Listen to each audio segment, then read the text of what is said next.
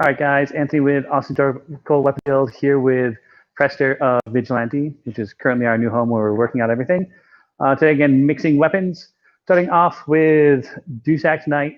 For those who don't know, Dusak is Meyer's kind of one-handed weapon, how do I cut kind of thing. It's kind of tucked in between his, let's say, his longsword and rapier, his side sword section. And it's really focusing on how do I cut, how do I make, edge alignment, work through those things. He kind of uses it as a carryover pass through for longsword. He references longsword and Dusak each respectively. And just kind of his introduction. Here's a short one-handed weapon. Your primary goal is to be doing slicing and cutting. How do you do that? How do you move close? In this section, he talks about his provoker, taker, hitter concepts. And this is something that I really love and I think is really useful to bring to apply to other weapon systems. In a nutshell, provoker, taker, hitter is kind of this pyramid scheme, this ladder, this gate system, if you will, of how do I get close and attack my opponent. So if Preston's up in watch, that's high guard, and I've only got my Dusak, how do I get close enough to hit him? I can't just kind of walk in and strike because that just leaves myself open to counter blows after blows being hit, which is what I really don't want in the long run. So how do I get him out of there? Meyer's provoker is kind of that action, that intention of I do something to make him move, but without the commitment that actually striking him would do. And the benefit of this sort of approach is that I'm able to keep myself safe in this instance, right? So if he's up and I kind of swinging, he does nothing, right? I'm not close enough that he's after is going to hit me at all. So if he comes through and swings, I'm nice and safe. And I have my footwork as well, so I can do my cut and I'm out of the way if he starts to chase after. And I can start using those tempos, those actions to control that space. But the kind of important leading into this is that idea of provoking. If he's in a position I don't want him in, how do I get him out of it, right? The simplest, easiest way that Meyer talks about is I just make some sort of action that comes at him, right? You could argue he really wants you to try to hit because that's really kind of provoke and do something. I like that a little bit less because, again, if he's suicidal for whatever reason or drunk or just really wants me dead, he might just kind of step through, leaving us both to get injured, which is kind of the point of we want to avoid in HEMA. So that provoking action can be anything to just make him move, make him change guard, make him move his sword. Ideally, I want him to engage and create a sort of bind, right? So as I come in, I cut, he'll probably cut against, he might parry against, whatever that is. This is what I'm looking for. I want him out of that guard. I want his sword in motion. Once I've successfully provoked, no matter if I start here, he doesn't do anything, he doesn't do anything, all of a sudden he comes out. Cool. Now I'm moving on to trying to take. And these taking actions are kind of vague, and I'll try to explain the concept as best as I can, but it's one of those things you really just have to do and feel and experience to really understand and appreciate what we're doing here.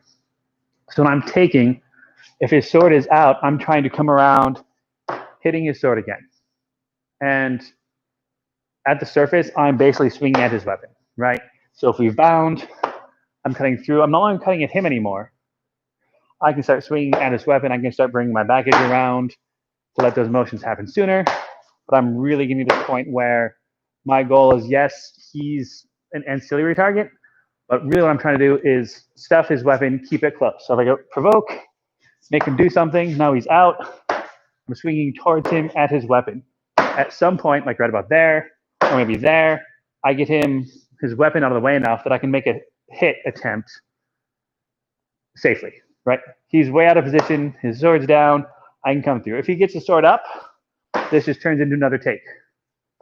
And I just keep driving through until I successfully hit. So that kind of ladder or floodgate or whatever you want to think of it as is that provoker, taker, hitter. It's never going to be, like very rarely it's going to be like, I provoke, I take in one action, immediately hit, right? That's kind of the textbook option that you always strive for, but something that in real fighting isn't really gonna happen, isn't a real option. So just really looking at these ideas of how do I get him out of guard? Provoking, right? I'm here, we're doing things, now I'm taking his sword, taking away his ability to fight, working towards his weapon. He's always kind of in the edge of the crosshairs, like I'm never gonna be swinging across like this and changing out like that. But it's really this idea that I'm just stifling everything and trying to shut him down and not let him do what he wants to do. So that's super simple, super obvious with Dusak or any kind of one-handed weapon. I love this concept applied to Messer, anything like that where it's short, it's close, it's dirty, and you just need to find options to keep yourself open, keep yourself safe, and working from there. Because everything's in Mire, if we move over to longswords,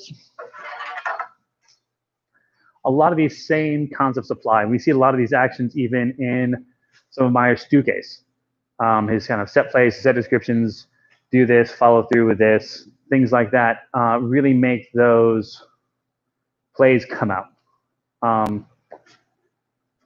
But we can start digging a little bit deeper into that, right? So in early German, in the Lichtenauer tradition, we have these ideas of guard breaks, right? Breaking guard isn't a way to win.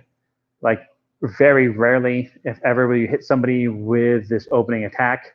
What it's going to do is pull them out of their guard, make them move, make them react, and you can start working your other options from there, right? So if he's up in ceiling height, high guard here, everyone knows I come into this Verkow and I come across with my strike. Here, he needs to react, cover himself, or he's going to get hit, right? This is my provocation. If I hit him, great, that's bonus. From here, depending on where his weapon is, right, if he's a competent fencer, which we're going to assume, I'm not going to be able to come around and hit because, right, that's a super easy parry, super easy option to make.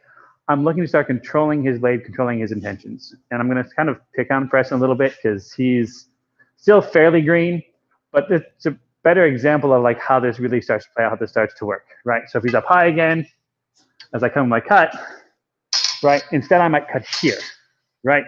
Enough towards him to make him really work to parry, but really working to control his blade. And once I have this, I can start working those later openings there, coming around the outside if he parries that, kind of working those intentions. And in Lichtenauer, this gets kind of blurred into like, do your work from the bind, and they don't really give you a lot of things to think about. And they really emphasize threaten the point, make the attack, push things through.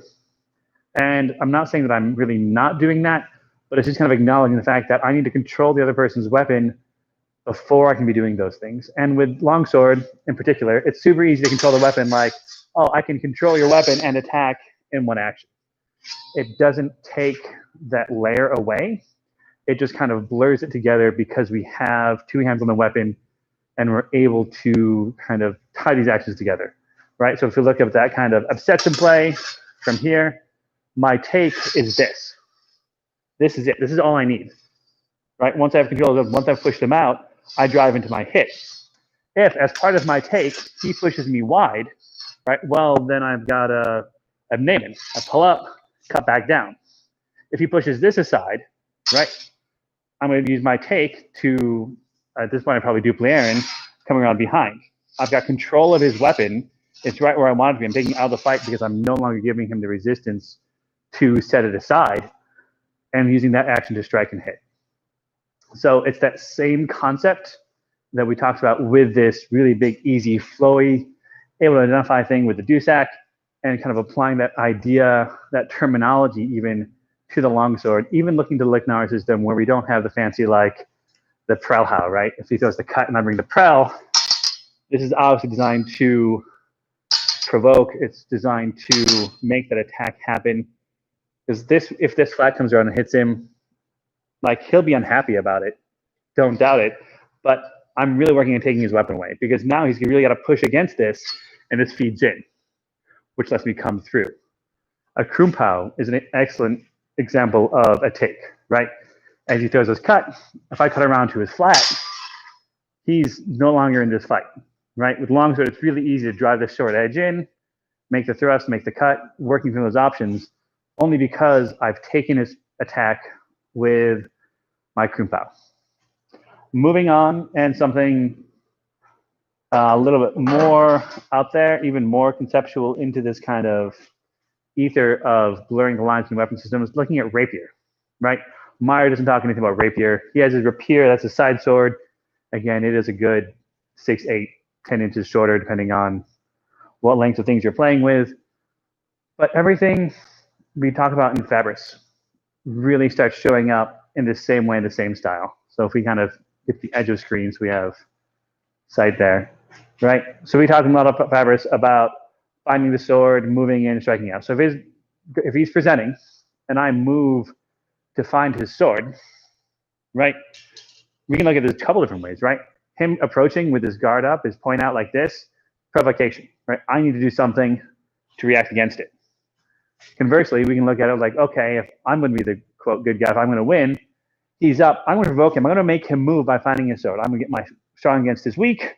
My tip online: he needs to do something or he's going to get stabbed, right? He's very, very painful. He's already changing out, right? You can already see him reacting against this provocation. This is exactly what I want because now I might cavazione and change. Now I've taken his sword. It is offline. He can't do anything to me with this. He can move. He can change. This hit isn't always going to work, but he's been taken. That sword is out of the fight. He's no longer doing anything. I was successfully taking his sword with the rapier, right? So that kind of concept where we start really analyzing what the intention of these actions are. Meyer gives us really, really great language to understand the how of the fight, of how we can close, how we want to enter, how we want to present threats. And we can look at other systems and take that vocabulary and bring it across and say like, okay, so we do these things in rapier. Why we do these things? If his sword is up, what is this doing? Well, he's trying to provoke. He's doing something I don't like. He's approaching in a guard, right? All these things we hear in other longsword words, right? Longsword always approaching a guard. Meyer says provoke. I'm in a guard. He doesn't want me in. I'm in a position he doesn't want me in. So I need to move. If I don't do anything, he's going to walk through and try to stab me, right?